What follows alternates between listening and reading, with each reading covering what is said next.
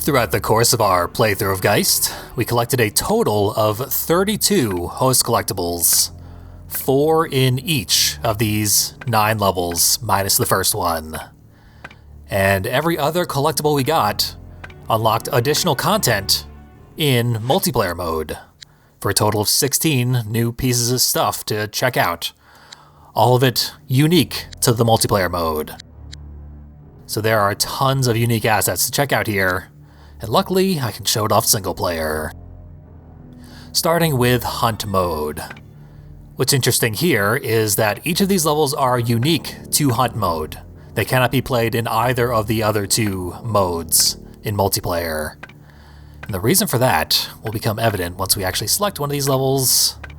I'm gonna choose this one, because I happen to know in advance it has the best things to show off in there.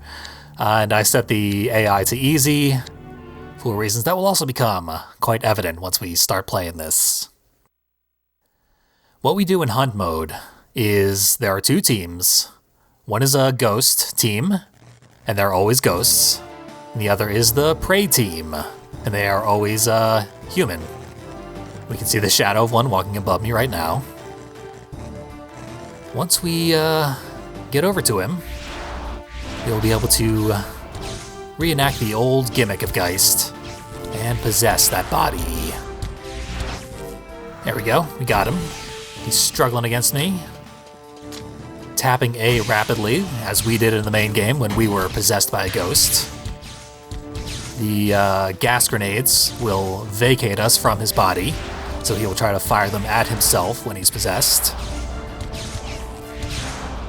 And then he's also going to shoot us while we're a ghost. But, there we go. Drop him in the fan. That's my personal favorite kill here in host mode. And the reason these levels are all unique to host mode is because they added a bunch of deadly hazards all over the levels. Which, obviously as the ghost team, it is our job to push people into the deadly hazards. Very clever idea. Way of using the game's mechanics in an incredibly imbalanced multiplayer idea, which nonetheless seems like it would be a ton of fun to actually play in multiplayer. You grab someone, and immediately they are going crazy on that controller. It's a battle of griefing, really. Like, this is a very mean-spirited mode, but all in fun. I think in multiplayer this would be a great time. These radioactive barrels over here, they will be instant death if a host happens to touch them.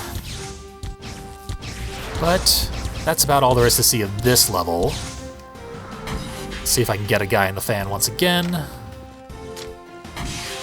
Ah, so close. I think I was so close. It's kind of hard to tell. Here's what happens when we die as a ghost. We just go to a new checkpoint. And the goal, we have a set number of lives that we begin with. The goal is to drain all of the lives from the other team, either by throwing them in pits or shooting them with your anti-ghost lasers. But we definitely need to check out at least one more level here in host mode. Hunt mode. Raid is the worst level that you could possibly play. Heaven is the final one that we unlocked, and it's pretty terrible, unfortunately. The only hazard is falling. It's shaped like a big donut, and all you can do is push people down the hole in the middle or off of the sides of the level. And there can be a huge distance between where you grab your host and where the nearest threat is. And there's the Dead Garden, based off of the Volks family playground from the main game. The only interesting hazard they added there is that the tree has gigantic spikes protruding from it. But it is on an elevated platform, and there's no way you're getting a host all the way up the platform to the tree in time to actually kill them. So that level also fairly poorly designed. But we have one more level to take a quick look at, because it has some interesting hazards. It's got pits of acid, and around each side here, we have these little alcoves with things like walls of spikes. What purpose could this possibly serve besides slaughtering people? I know the vault space is poorly maintained, but that's downright sadistic. You'll also note that ghosts do not move faster than humans in this mode of the game, because that would be further imbalanced. As it stands, the way the mechanics work now, the hosts tend to have a pretty distinct advantage in most levels. See right there? Couldn't do much to aim him away from the nearest object. Which is much worse when you're going for the alcoves here. Because once you get a host around here, they're gonna swerve that camera, fire right at a wall, and you're always really, really close to a wall because you're, enclosed on three sides there. So, you definitely want to be on the host team when you play this game, even though the ghost team is the more fun one. Furthermore, the nail in the coffin against the ghost team is, after I get one more kill, the button to possess people is the A button. But you have to be facing them directly, dead on. You basically have to be making eye contact for them to be susceptible to possession. And that requires you aim with the C-stick. Those are both controlled with your right thumb, the aiming and the possession button. So you can either do a claw grip, where you move your index finger around to try and hit the A button while aiming. They really should have just reassigned the possession to the right trigger. Would have made the controls much more convenient for that ghost team. But alas, still a very fun idea for a multiplayer mode of the game.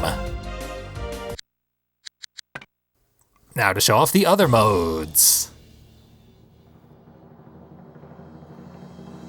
These two other modes have the same set of levels, but different rule sets. So these are our levels that we will be checking out for the rest of this video. The main one I'm interested in here is the Catacombs, unlocked by getting the 32nd host collectible in the game. When you have every single one of them, you get the Catacombs level. And just to show off, we have millions of options with no explanation as to what any of them are. Even in the game manual, I actually looked. All it says is, key mode is off by default. What is key mode? We're going to turn on key mode and find out. It dropped us in the Catacombs level, very good.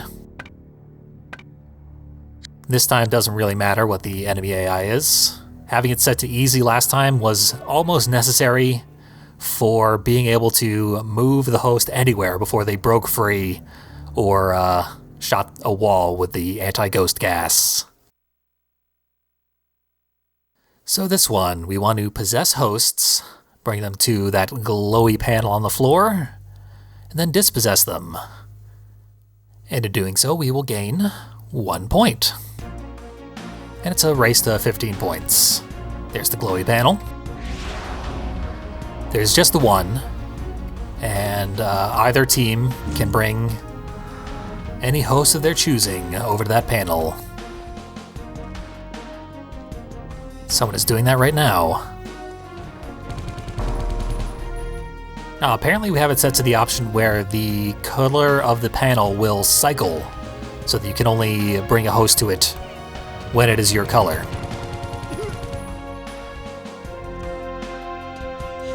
That is an option you can toggle in that menu, though. Now for key mode. There's the key.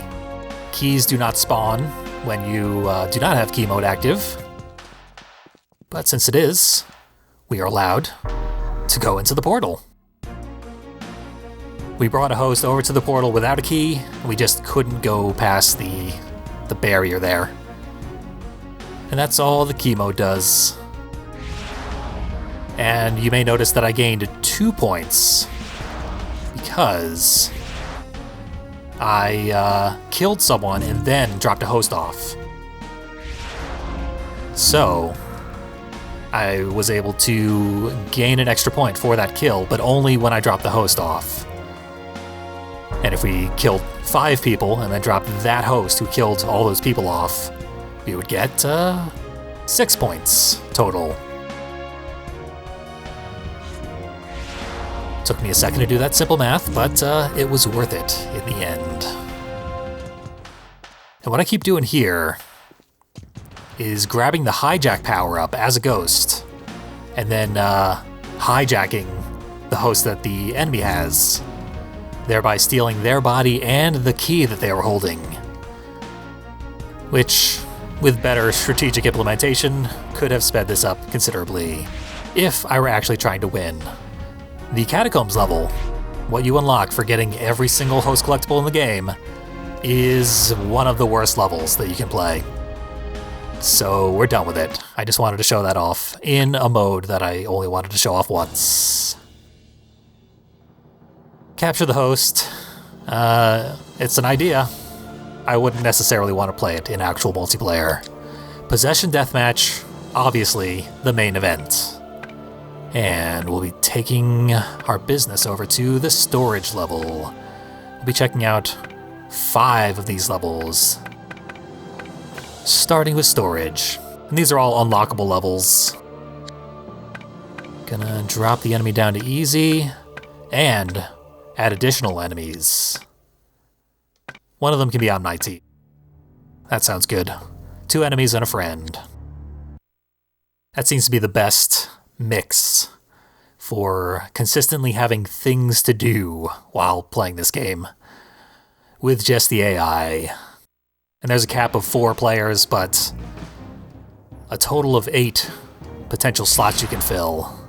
So you can fill the other slots with AI. There are 8 different teams, so you could have everyone on a different team, or incredibly imbalanced teams of 7v1 or whatever. Many, many, many options. It's actually a quite robust multiplayer system. I am pretty impressed with all the work they did here. To think that's an easy mode enemy. Shot me in the back 3 times. That was a little elevator I accidentally stepped on.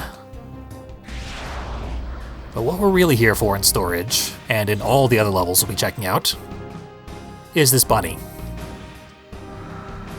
This bunny was another unlockable for getting host collectibles. And what we can do as a bunny, we can hop around, and we can go through vents. When we go through vents, we can get up to the rafters, and hopefully maneuver more carefully. Because in the rafters, we have access to gun turrets. But that's not even the most important thing up here. All the way up at the very top, we can do more platforming. Jump over here, go through more vents, go to a secret area with John Raimi, our beloved hero from the main game. Then we can shoot the bunny, because that's what John Raimi would do. The John Raimi I know would immediately shoot a bunny in the face. I wanted to do that to show off that the bunny has no death animation. In the main game, it only appears in the simulation, where you do not get a gun. So you would never be able to kill the bunny. There's no reason to have made a death animation for it. So they didn't.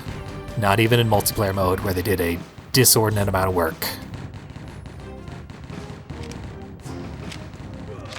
A weird quirk about multiplayer mode here. Guns have finite ammo. We get a lot of reloads of each of our guns, but not unlimited. So, if we keep a host for a really long time, we will eventually run out of ammo. And that is why there are these little panels on the wall here, which have no explanation as to what the hell they even are. But they reload your gun and refill your ammo to max. It's very strange because rarely will you hold a host for very long. Hosts are incredibly expendable to the point that they're literally just standing around waiting for people to grab them. Keeping hosts for a long time is very pointless, even with these special hosts. And special hosts are usually much more powerful than the ones you can grab, the regular soldiers. You'll note that John Ramey's gun, one-hit kill every time. Fires rather quickly. That was one of my friends, and friendly fire is off at the moment, so that would have done nothing even if I landed that shot. But there we go. John Ramey, playable in multiplayer, only in this level, and only if you do tons of fairly difficult platforming. Not sure how you would ever find that out. But it's nowhere near the most obscure collectible here in multiplayer mode. Thing that we unlocked with collectibles. Take the same assortment of players and enemies into the medical wing.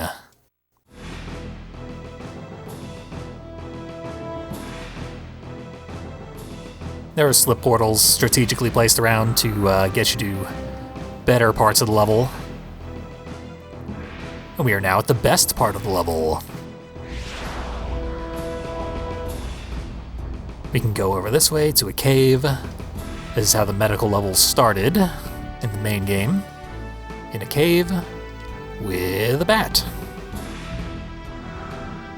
Bat comes pre-scared.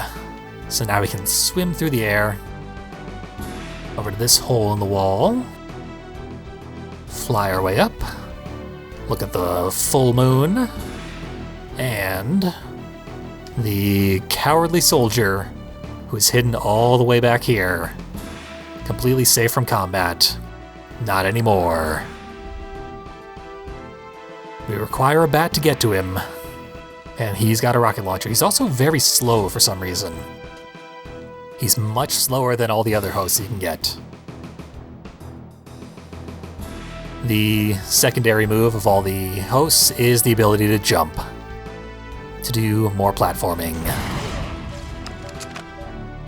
But obviously we can't jump as well as the bunny. Not even with the power-up that gives us a higher jump height. So this guy makes things pretty easy.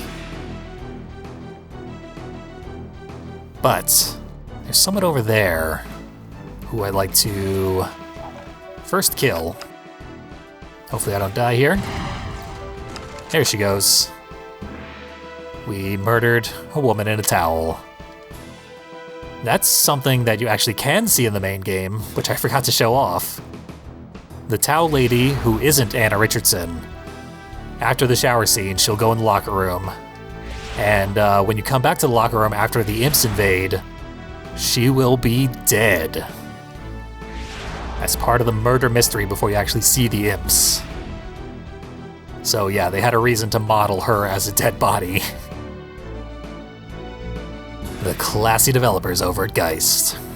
We have a second bat over here. And it happens to be right behind the towel lady. So we can fly up and take over her soul. The towel lady has maybe the best weapon in any first-person shooter ever.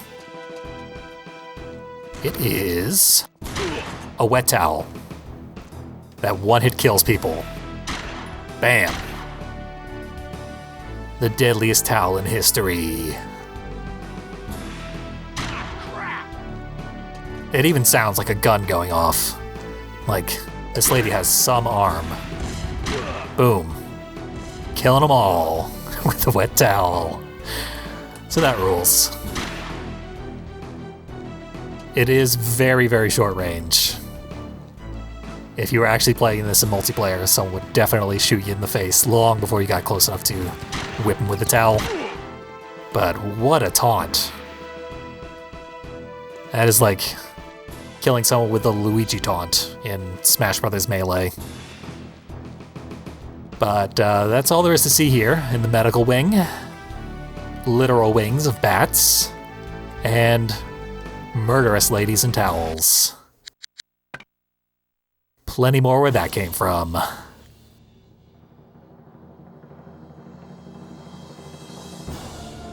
Next is the helipad. The helipad is a very large open area. There it is now. I imagine this would be pretty good for a deathmatch. Although you probably wouldn't want to come up here. You'd be a sitting duck, completely open to attack from all sides. Now the red base and the blue base are at odds with one another. We can enter the lower level through the pathways at the bottom, but we want to get to the upper level, which requires we go through this cave. Just grab a hijack power-up and immediately steal someone's body. For the hell of it. It's got a sniper rifle anyway. That was pretty impressive. That bullet dodger there. We don't need a host. Or rather, we don't need that host. Hope that guy doesn't kill my rat. He did not. So this is the animal special host for this level. And as usual, that means we're gonna get a human special host. We just gotta find where to bring the rat. And it happens to be behind these cans of Volts brand dog food. They skimped on the label to save you money at the supermarket. And all the way through here, we find the chef. Still in the cafeteria, trying to do his job. We're never gonna make it easy. The chef's special weapon. Here's a victim just waiting to show it off. There we go. Instant death plates. They even kill the rat. The rat does have a death animation because you can shoot the rat in the main game. They wanted you to be able to watch it die. You're also required to kill a rat with a rat trap. Let's just do that possession one more time. Hosts respawn very, very quickly. So you're rarely bereft of an option. This guy does not want me to go get the chef. Shooting this rat in the back 3 times, and it's still going. We're free, we made it. We can ratatouille this guy. Be a rat and take over his body. Throw plates at the rat. No need to wash him afterwards.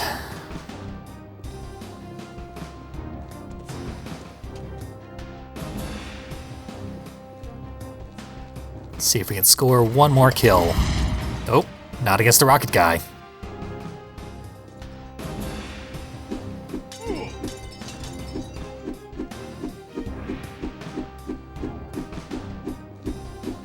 Look at him go. Like snowflakes. Filling the air with danger. Obviously a much more useful host than the towel girl. Still of limited use because of how hard it is to land those plates.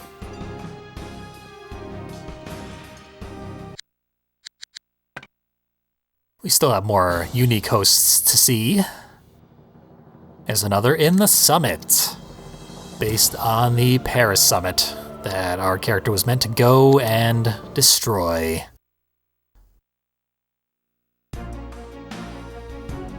So in here, you've got a fairly complicated floor layout. Got sniper here. Nope, that's not a sniper. Sniper's on the other side.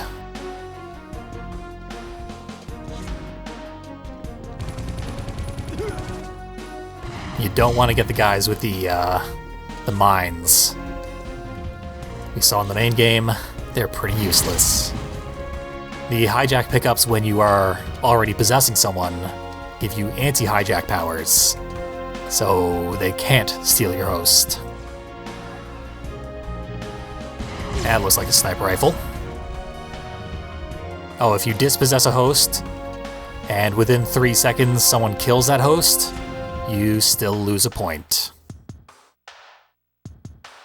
And who's that over there? Why, it's Alexander Volks. And he's dead. Wish it was that easy in the main game. Kinda surprised they gave him a death animation. I mean, he sorta has one in the main game, but you don't really get a good look at it. I guess that's our best opportunity to see it in any sort of clarity. As usual, we're gonna want to possess Volks. That's why we're here. To do that, we're first gonna have to possess a cockroach. They've been scurrying around the whole game. Now we get to be one, with a little antennae hanging down over our eyes. Let's go. Get ourselves the ultimate villain of the game. He still makes footstep sounds, despite being in a cyber wheelchair. And we can only fire the rocket launcher.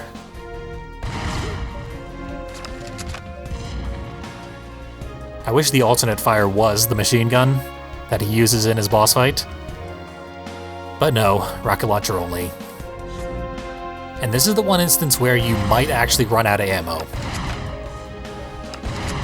If we look at our ammo in the corner there, out of ammo. Find a reload station, they're everywhere.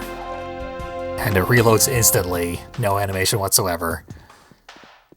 Very pointless that they added ammunition as a mechanic here. Completely baffled as to why they did that. But that's another unique host down. Finally got to play as Volks. We even got the satisfaction of killing him in one hit.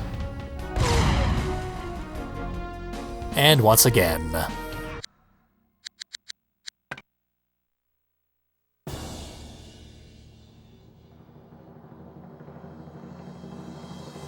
That leaves us with one more unique host to find here in the boss level.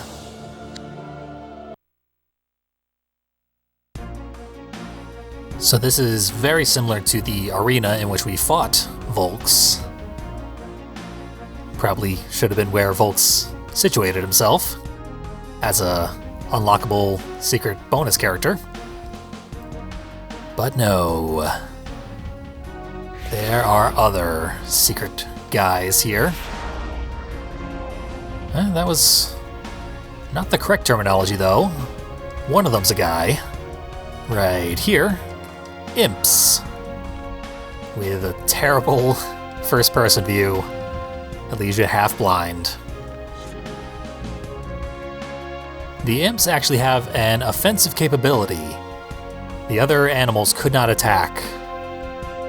These ones can actually do something. The problem is, what they do is explode, thereby self-destructing and forcing you to go find another host. Not at all what they do in the main game. They probably should have had us able to possess those scientists with the unique guns in that one level of the main game. Because those guns were well designed and you barely get to use them in the game. They would have been very fun in multiplayer. Obscenely overpowered, but if you got like 3 people and each of them had one of those guns, that would be fun. Instead, we will continue exploring this boss level until such time as we find this vent in the wall, which a human should be able to fit through, but an imp can definitely fit through. Don't want to blow him up. I want to take him all the way over here, put him a safe distance away from our other host, which is Anna Richardson. The badass version of Anna Richardson. Ready to kill. One of the only hosts that actually has an alternate fire, which is hand grenades. Not terribly useful, but we've got it. And imps. Same death animation as the main game. So we can whip some grenades around. We can kill ourselves. Get brutally gendered by the text. For no good reason. We barely got to use Anna Richardson there, but unfortunately she's one of the worst of the unique hosts. She does not have any one-hit kill attacks like all the other ones do.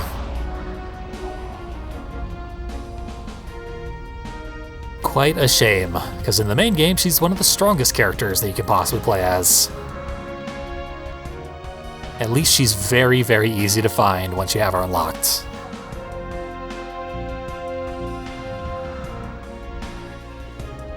Let's get at least 1 kill.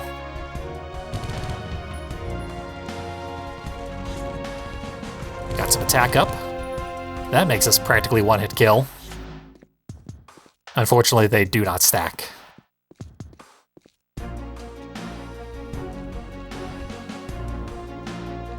Once you come upon someone who wants to kill you, you're probably going to be dead in a matter of seconds. Me and my teammate have the central area locked down. But there we go. Anna Richardson, basically indistinguishable from any of the other soldiers we could inhabit. Very generic standard gun. And that is all of the secret content here in multiplayer mode of Geist. Spent a long, long, long time unlocking it all. 12 games of Simon just to get that Catacombs level. And I am quite impressed with it. This does seem like a fun mode. It would be a lot of fun to play in multiplayer. The unique content is well designed, imbalanced, but very cool, very satisfying to use. It's well made, and they clearly put a lot of effort into it, so I wanted to show that off. Thanks for watching, and I hope you enjoyed my Let's Play of Geist.